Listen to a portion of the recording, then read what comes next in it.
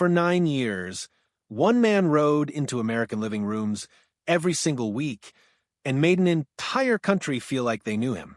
Doug McClure played Trampas on the Virginian with so much natural charm that viewers stopped seeing an actor at all. They saw a friend, a good-humored cowboy, who felt like he belonged on their porch as much as on their television screen. But the version of Doug McClure that audiences fell for was only half the man. Behind that easy grin was someone who married 5 times, buried his father at the height of his fame without ever saying much about it publicly, quietly fought a battle with alcohol that almost nobody outside his closest circle knew about, and kept working through a terminal cancer diagnosis rather than let the public see him as anything other than an actor. This is the story of the gap between the Trampas everyone thought they knew and the Doug McClure, who was living an entirely different life once the cameras stopped rolling. Douglas Osborne McClure was born on May 11, 1935, in Glendale, California, to an Irish-American father who worked in accounting and an English-born mother. There was nothing rough or dramatic about his early years. He grew up in West Los Angeles surrounded by sunshine and the ocean, the kind of Southern California childhood built around sports rather than survival. He captained his high school football team, played basketball, surfed whenever he could, and by the time he was a teenager, he owned his own horse and spent most of his free hours on it. The detail that would end up shaping his entire career came the summer before his senior year of high school when he took a job at the Holland Livestock Company, a large working cattle ranch in Nevada.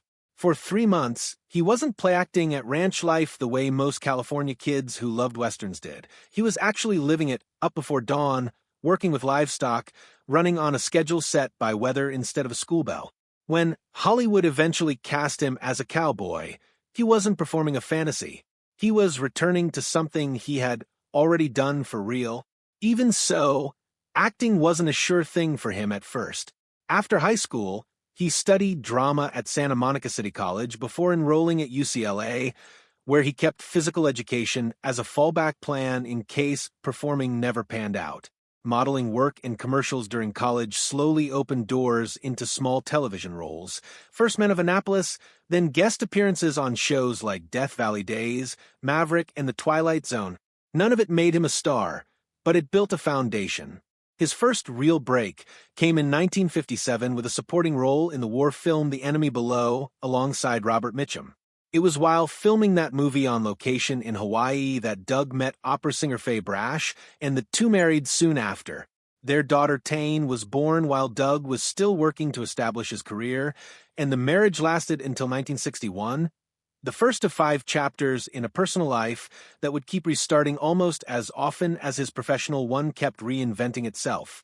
In 1960, Doug landed a small part in The Unforgiven, a big John Huston production starring Burt Lancaster and Audrey Hepburn, a shoot infamous for the on-set accident that seriously injured Hepburn while she was pregnant. That same year, he also picked up the lead opposite William Bendix in NBC's Overland Trail, playing a young sidekick named Frank Flippin. The show barely lasted a season, but it proved Doug could carry a series, and it also happened to be where he met actress Barbara Luna. The two married in late 1961. Luna would later describe being drawn in almost immediately by his confidence and sense of humor, the very same qualities that were about to make him famous to millions of strangers. Only months after their wedding, Doug auditioned for a new Universal Western called The Virginian. He came home from the audition convinced he was competing against a long list of other actors, the kind of pressure studios like to apply. When Luna asked who else was up for the part, Doug told her there wasn't anyone else. Whether or not that was entirely true, the outcome was real. He landed the role that would define the rest of his life, and within months he was one of the most recognizable faces on American television.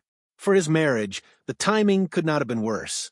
The demanding schedule and sudden fame created distance almost immediately, and by 1963, after roughly 2 years together, Doug and Barbara Luna divorced. Even so, decades later Luna still spoke about him with warmth rather than bitterness, a pattern of staying on good terms with people even after things fell apart that would follow Doug for the rest of his life. In the novel The Virginian by Owen Wister, the character Trampas is a flat-out villain. When Universal adapted the book for television in 1962, the writers made the decision that would define Doug McClure's entire career.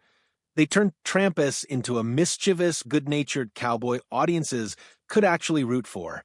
The show itself was an unusually ambitious bet, built around 90-minute episodes at a time when most competing westerns ran 30 or 60 minutes, giving it a scale closer to a theatrical film than a typical weekly series. Doug didn't just play the shift in the character.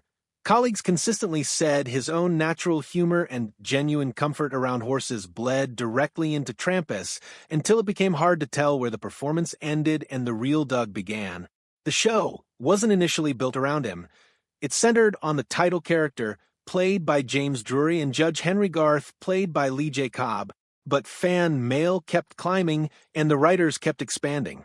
Trampus's role season after season until he became one of the emotional anchors of the show, the character who could mess up and still stay likable in a way the more serious leads couldn't.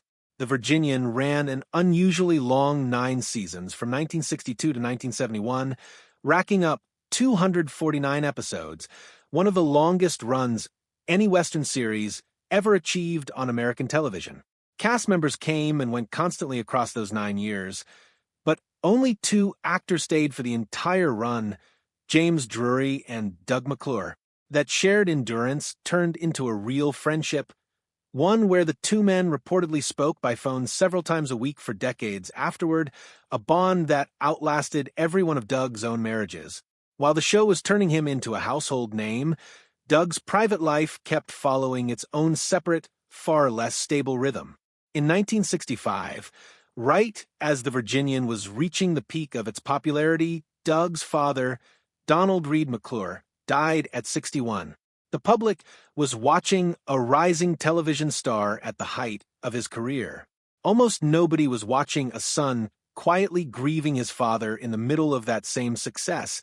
Doug rarely spoke about it publicly, and it remained one of the heaviest private losses of his life. That same year, 1965, he married Helen Crane, his 3rd marriage, again at the height of his fame. It ended by 1968, lasting only a few years despite Doug being, by every outward measure, one of the most successful men on American television at that exact moment. In 1970, he married Diane Soldani, and this one lasted considerably longer, 9 years, and produced his 2nd daughter, Valerie. That stretch of the 70s happened to coincide with Doug searching for a new professional direction after the Virginian ended, and for a while family seemed to give him a stability his career couldn't. Even that marriage ended in divorce in 1979, making it his 4th to collapse in under 2 decades.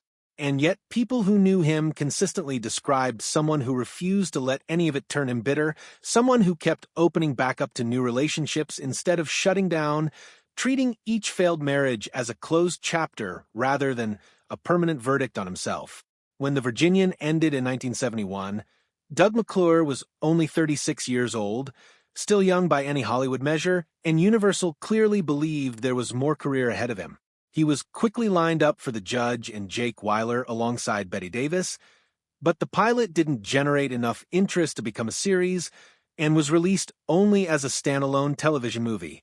He tried again in 1972 with Search, a science fiction detective show where he alternated leading duties with Anthony Franciosa and Hugh O'Brien. The premise: investigators using futuristic technology to solve crimes, drew some attention, but not enough to survive past 2 short seasons. Doug was running into something a lot of television stars of his era discovered the hard way. Audiences loved the specific character they already knew, but they weren't necessarily willing to follow the same actor into something completely different, no matter how much range he actually had.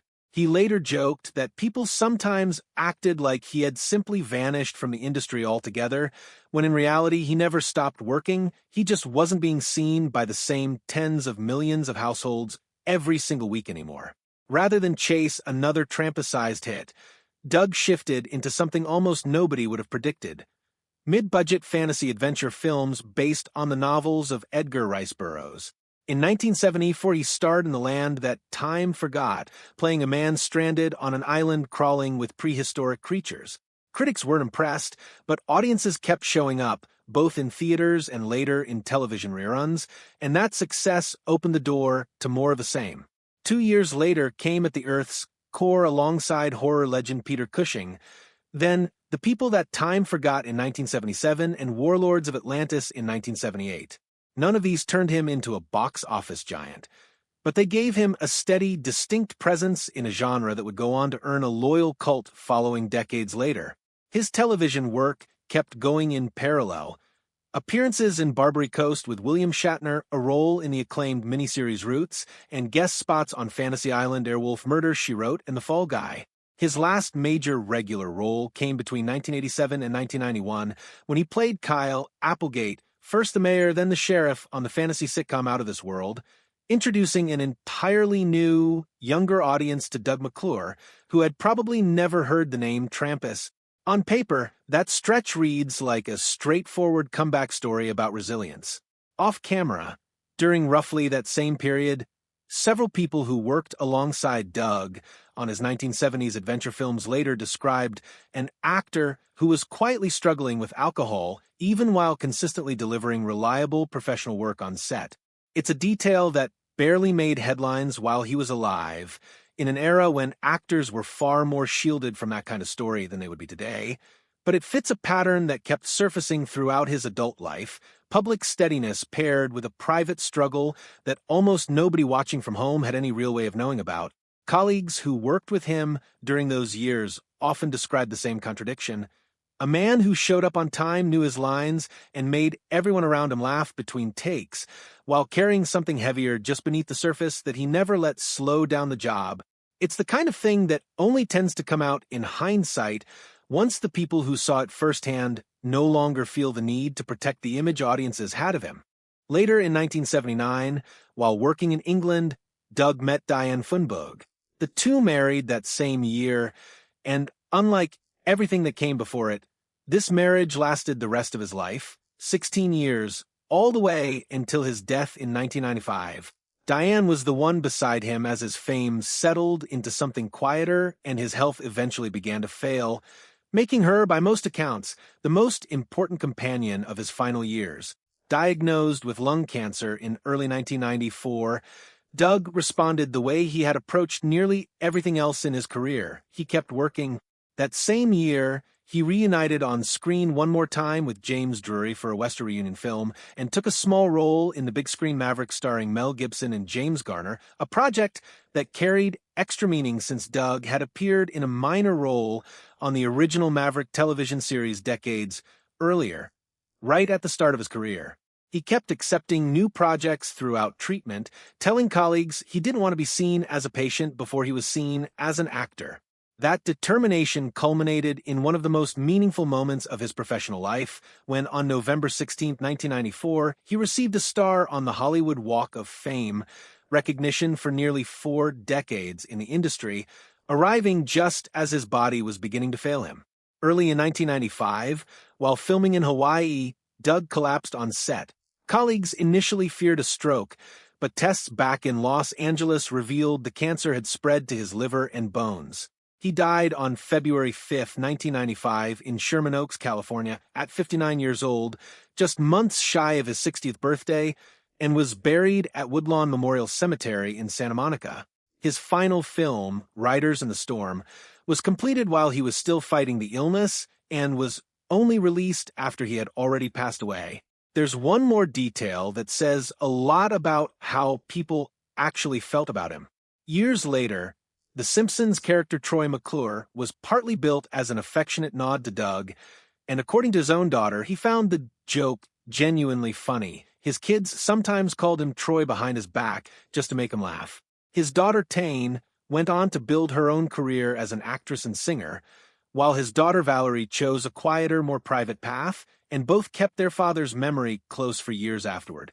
So, knowing everything he was quietly carrying behind that easy on-screen grin, 5 marriages, a father's death he barely spoke about, a private fight with drinking, and a cancer diagnosis he refused to let slow him down, what do you think finally made Doug McClure the kind of man his own children still wanted to tease? Share your thoughts in the comments below. If you enjoyed this look behind the legend, hit like, drop a comment, subscribe for more untold Hollywood stories, and turn on the bell so you never miss the next one.